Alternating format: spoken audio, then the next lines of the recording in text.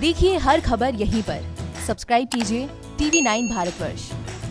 आपको ये समझाने की कोशिश करते हैं कि किस तरीके से पहले ही पायलट्स को ये अंदेशा हो गया था कि इस समय सेफ लैंडिंग नहीं हो सकती। उन्होंने पहले 2 अटेम्प्ट लिए थे और उसमें उन्होंने अपनी लैंडिंग टाली थी, लेकिन तीसरे अटेम्प्ट में उन्होंने समझा कि इस बार जोखिम लिया जा सकता है।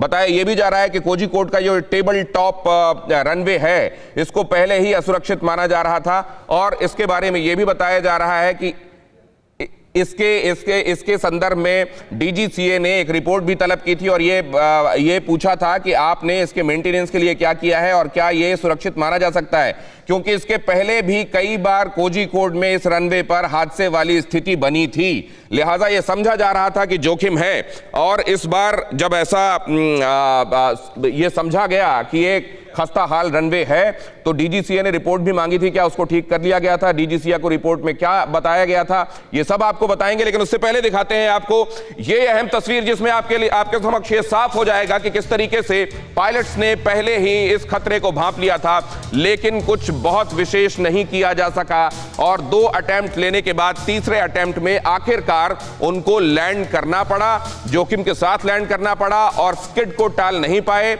ओवरशूट कर गए। टचडाउन जहां पे करना था उससे कुछ आगे जाकर उन्होंने उनका टचडाउन हुआ, वो रनवे पर आ तो गए, लेकिन कहा यह जा रहा है कि रनवे पर अमूमन क्योंकि जब विमान लैंड करते हैं तो उसमें लैंडिंग के वक्त पहिए घिसते हैं और उसमें रबर डिपॉजिट होता जाता है।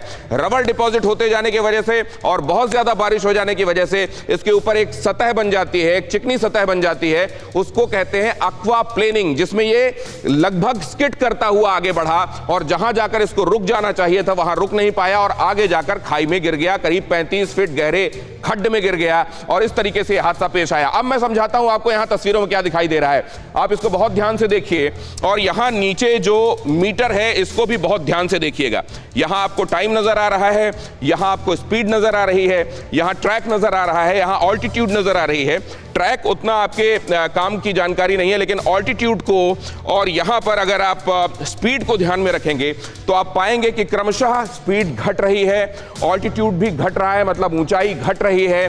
पायलट पहली बार पहला राउंड लेकर जब आते हैं, इसमें आप देखेंगे पहला राउंड लेकर जब वहां पर ये गए तो कैप्टन ने समझा कि इस समय जोखिम भरा हो सकता है लैंड करना, लिहाजा वो आगे निकल गए। आगे निकलने के बाद दोबारा राउंड लेकर वो पहुंचे और यहां पर उन्होंने फिर से देखने की कोशिश की कि क्या इस बार सुरक्षित लैंडिंग की जा सकती है।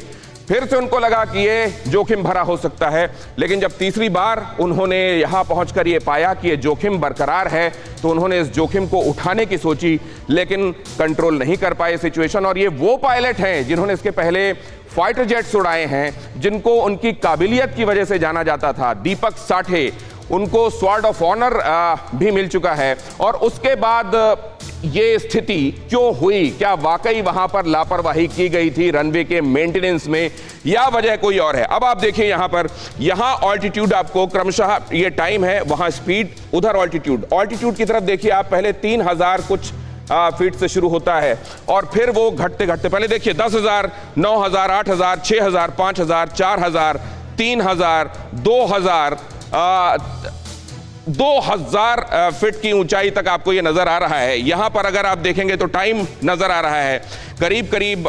2:09 यहां आपको समय वो दिखाई दे रहा है। 13:40 से शुरू होता है और 2:09, मतलब 13:40, 1:40 से लेकर 2:09 तक ये अटेम्प्ट किए गए।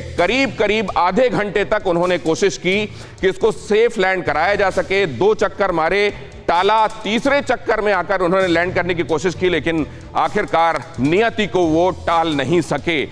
अड़ी सोमवार से शुक्रवार शाम 6 बजे सिर्फ TV9 भारतवर्ष पर।